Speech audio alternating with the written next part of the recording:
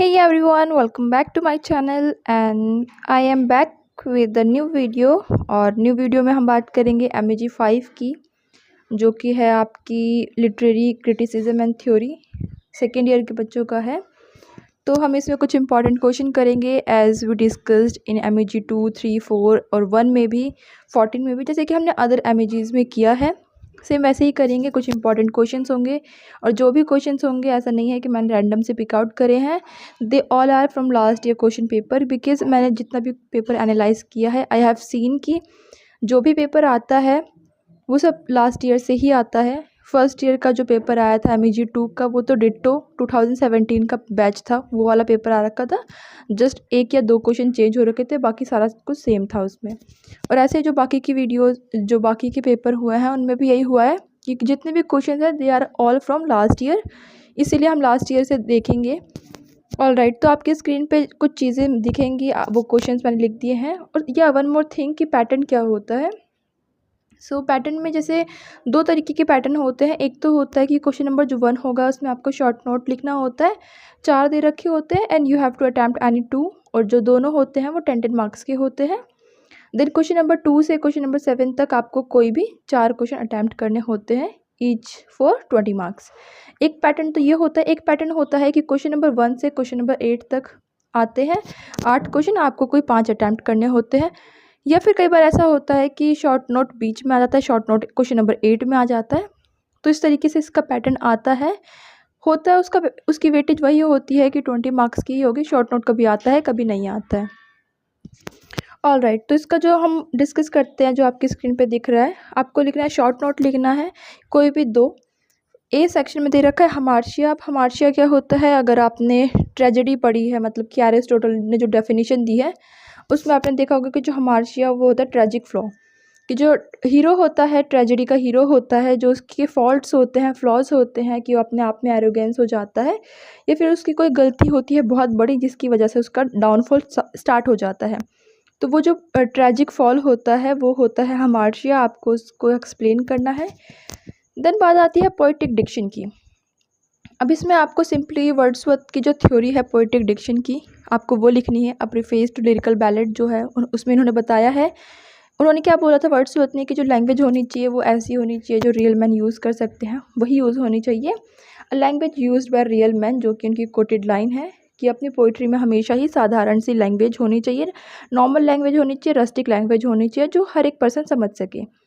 और उसके बाद थर्ड जो ऑप्शन है इसमें है ऑब्जेक्टिव कोरिलेटिव। ऑलराइट, तो ऑब्जेक्टिव कोरिलेटिव क्या होता है, ये एलियट का कॉन्सेप्ट था, जिसमें उन्होंने बोला था कि जो ऑब्जेक्ट होते हैं और जो इमोशंस होते हैं वो दोनों आपस में कनेक्ट होने चाहिए, ताकि जो एक चेन होती है, एक इवेंट्स जो होते हैं, इवेंट्स की जो चेन होती है वो जुड़ी रहे। या फिर अगर मैं बोलूँ, ये जो टर्म है ये एलियट ने इंट्रोड्यूस करी अपने ऐसे में हैमलेट एंड हिज प्रॉब्लम्स 1919 में जो पब्लिश हुआ था। The only way of expressing emotions in the form of art is by finding an objective correlative, in other words a set of object, a situation, a chain of events which shall be formula for that particular emotion and so on. जो भी इसकी जो lines है वो आपके text book में है, अगर आप हेल्प बुक यूज़ कर रहे हैं उसमें है, अदरवाइज़ आपको गूगल में सिंपली मिल जाएगा। आपको क्या करना है, सिंपली टाइप करना है एंड देन आपके पास पूरा एक ऐसे आ जाएगा, आप सिंपली से पढ़ सकते हैं। ऑल राइट, तो डी पार्ट में क्या लिखना है आपको, ओरिएंटलिज्म। ओरिएंटलिज्म में आपको यहाँ पर एडवर्ड सईद ने जो बोला है उसको यहाँ पे शो करना है, कि जो ओरिएंटलिज्म क्या होता है। एक तो जैसे कि एक ओरिएंट होते हैं, एक ऑक्सीडेंट होते हैं, तो किस तरीके से जो वेस्ट के लोग हैं वो ईस्ट को किस तरीके से पोर्ट्रेट करते हैं अपने वर्क्स में, कि हम सैवेज हैं, जितने भी ईस्ट के हैं सैवेज हैं या फिर लिटरेट नहीं है, इस तरीके से। देन क्वेश्चन नंबर 2, या इनमें से आपको कोई दो करने हैं। देन क्वेश्चन नंबर 2 आता है। क्वेश्चन नंबर 2 में आपको कंपेयर करना है, compare and contrast in your on words. अपने वर्ड्स में बताना है कि जो प्लेटो है एंड देन एरिस्टोटल है, ये दोनों एक लिटरेरी थ्योरिस्ट है। आप प्लेटो के बारे में बता सकते हैं, जो प्लेटो ने बोला है अपनी जो उनका जो आइडिया है माइमेसिस का, कि जो आर्ट है वो 3 टाइम्स दूर हो जाती है रियलिटी से, बिकॉज ये इमिटेशन है। आप वो वाली चीज़ यहाँ पे दिखा सकते हैं, कि जो प्लेटो की जो हॉस्टैलिटी है टुवर्ड्स आर्ट वो यहाँ पे शो कर सकते हैं। देन एरिस्टोटल के बारे में अगर आप बोलेंगे तो एक चीज़ आपने नोटिस करी है कि जो एरिस्टोटल थे वो प्लेटो के स्टूडेंट थे, बट जो प्लेटो का व्यू है आर्ट को लेके वो अच्छा नहीं था, वो एक नेगेटिव वे में था कि जो आर्ट है वो सिर्फ कॉपी है, इमिटेशन है। लेकिन एरिस्टोटल उसमें पॉजिटिव थे। उनका मानना था कि बेशक वो माइमेसिस है, इमिटेशन है, बट स्टिल वो हमें रियलिटी को शो करती है। देन आप इसमें एरिस्टोटल की ट्रेजेडी के 6 एलिमेंट्स को भी एक्सप्लेन कर सकते हैं, बिकॉज आपको यहाँ पर क्या बताना है, Aristotle and Plato as literary theorist कि उन्होंने क्या क्या थ्योरीज दी है या फिर उन्होंने क्या कंट्रीब्यूट किया थ्योरी में। देन क्वेश्चन नंबर 3 है, present in your own words the romantic theory of knowledge. तो इसमें आपको सिंपली रोमांटिसिज्म के बारे में बताना है कि जो नॉलेज है वो नेचर से आती है या फिर जो नेचर के साथ जो कनेक्शन होता है वो आपको बताना है। इसमें आप वर्ड्सवर्थ को, कोलरिज को इंक्लूड कर सकते हैं। उनकी कोई भी थ्योरी आप थोड़ी थोड़ी सी बता सकते हैं। देन क्वेश्चन नंबर 4 है, what does Eliot mean by the dissociation of sensibility. अब इसमें क्या बोला गया है, डिसोसिएशन ऑफ सेंसिबिलिटी। तो जो एलियट का जो क्वेश्चन था, मतलब जो उनका एक एसे था या फिर हम बोल सकते हैं उन्होंने जो लिटरेरी वर्क पब्लिश किया था द मेटाफिजिकल पोइट्स, उसमें इन्होंने इस चीज़ की बात करी है डिसोसिएशन ऑफ सेंसिबिलिटीज़ की, कि जो आपके थॉट्स होते हैं और जो आपकी फीलिंग्स होती हैं ये दोनों एक दूसरे से डिफरेंट होनी चाहिए और डिफरेंट होती हैं। तो वो चीज़ आपको यहाँ पर एक्सप्लेन करनी है, या तो आप सिंपली इस टर्म को यहाँ पे अच्छे से एक्सप्लेन कर दीजिए, अदरवाइज आप उनके ऐसे को यहाँ पर एक्सप्लेन कर दीजिए। तो मेटाफिजिकल पॉइंट्स, अगर आपके पास हेल्प बुक है या फिर नहीं भी है तो एज आई सेड कि आप गूगल करेंगे आपको मिल जाएगा। और हेल्प बुक है या फिर इग्नू की जो बुक्स प्रोवाइड होती है उसमें भी आपको ये मिल जाएगा ईजिली। देन क्वेश्चन नंबर 5 है, discuss Elaine Showalter's feminist concern in literature. कि जो एलेने शॉल्टर थी उनका जो फेमिनिस्ट कंसर्न था लिटरेचर में वो क्या था। तो जो उन्होंने एक वर्क लिखा, तो उनका जो वर्क है feminist criticism in the wilderness, आपको वो चीज़ें यहाँ पे एक्सप्लेन करनी है कि शॉल्टर ने कैसे उसमें बताया है कि जो विमेन थी उनका जो लिटरेचर है उसकी हिस्ट्री कैसी रही है, हिस्ट्री ऑफ वुमेन लिटरेचर कैसी रही है। उनका जो 3 उन्होंने फेजेस दी हैं, जैसे कि फेमिनिन था जब वुमेन ने एक एफर्ट डाला ताकि वो मेल्स के इक्वल हो सके।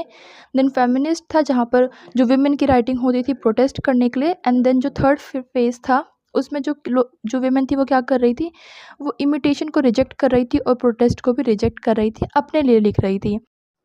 एंड देन आपका नेक्स्ट क्वेश्चन है, इसमें आपको बताना है कि जो डीकंस्ट्रक्टिव रीडिंग होगी किसी पोइट्री की और एक स्ट्रक्चरलिस्ट रीडिंग होगी किसी पोइट्री की वो कैसे डिफरेंट है। तो जो स्ट्रक्चरलिस्ट होती है वो एक जो हायरार्की होती है उस टेक्स्ट के अंदर उसको देखती है और उसको एनालाइज करती है। और जो डीकंस्ट्रक्शनल होती है थ्योरी या फिर जो भी उसकी रीडिंग होती है, पॉइंट ऑफ व्यू होता है, वो उस हायरार्की को देखती है, एग्जामिन करती है और उसे रिवर्स कर देती है।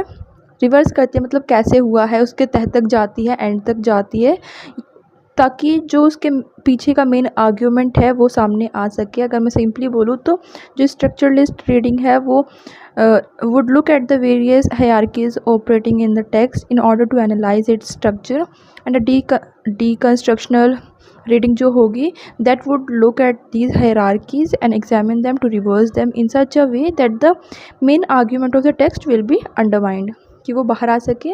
देन आपका जो नेक्स्ट क्वेश्चन है कि पोस्ट मॉडर्निज्म क्या होता है और आपको इसे पोस्ट जो ल्यूटार्ड है उनके रेफरेंस में बताना है। ऑलराइट, तो जो पोस्ट मॉडर्निज्म था वो मॉडर्निज्म के अपोजिट में चलाया गया था। मॉडर्निज्म क्या था, मॉडर्निज्म जो था वो हर एक चीज़ों को लॉजिक से जोड़कर देखता था, रैशनल से जोड़ के देखता था कि जो नॉलेज है वो भी रैशनल है, हर एक चीज़ को लॉजिक रैशनल से जोड़ते थे। पोस्ट मॉडर्निज्म इन सभी चीज़ों को डिनाई करता था, लॉजिकल थिंकिंग को भी डिनाई करता था। और जो ल्यूटार्ड है उनका जो एसे है the post modern condition a report on knowledge, ये ल्यूटार्ड का ऐसे है, आप सिंपली उनके इस ऐसे को इसमें एनालाइज कर सकते हैं और पोस्ट मॉडर्निज्म को और भी ब्रीफली एनालाइज कर सकते हैं। जैसे कि जो पोस्ट मॉडर्निज्म है वो मेगा नैरेटिव्स पे फोकस करता है इस तरीके से। तो आई will see you in next video जिसमें हम कुछ और इंपॉर्टेंट क्वेश्चंस को डिस्कस करेंगे। एंड ये जितने भी क्वेश्चंस हैं आप प्लीज़ एक बार गूगल करके इन सभी का आंसर से एक बार रीड कर लीजिए, ताकि अगर एग्ज़ाम में ये आते हैं तो आप उन्हें अच्छे से कर सकें, पॉइंट्स अपने माइंड में प्रिपेयर कर लीजिए। ओके, सो अपने टाइम को मैनेज करिए, अच्छे से पढ़ाई करिए, and I will see you in a next video. Alright, bye bye.